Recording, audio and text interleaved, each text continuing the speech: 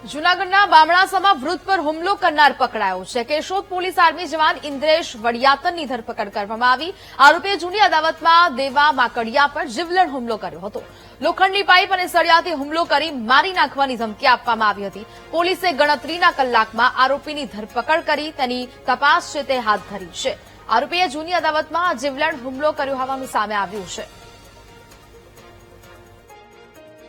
કાલે મારા પપ્પા કેશોદ ગયેલા તારીખમાંથી આવતા જે સામેવાળાને અગાઉનો અમારો મનસુખ હોવાથી એ તારીખમાંથી આવતા ને એને ટાર્ગેટ કરી અને જોનપુર ને જવાણ મુરિયાની વચારે ત્યાં રિક્ષામાં બેસીને આવતા હતા કેશોદથી અને એ ભાઈએ આવી અને ગાડી આડી નાખીને રિક્ષામાંથી ઉતારી અને મારા પપ્પાને આજે જડ ગમે મન ફાવે માર્યો પાઇપને કરી હતી અને આની કંઈક આગળ કાર્યવાહી કરે ને હાલ ફરિયાદીના પિતા સિવિલ હોસ્પિટલમાં સારવાર હોય અને આરોપીને કેશોદ પોલીસ દ્વારા ધરપકડ કરવામાં આવેલ છે।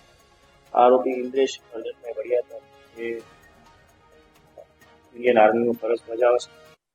વધુમાં આના આરોપી અગાઉ પણ એક મારામારી અને ફરિયાદીના જણાવ્યા મુજબ સમગ્ર બનાવનું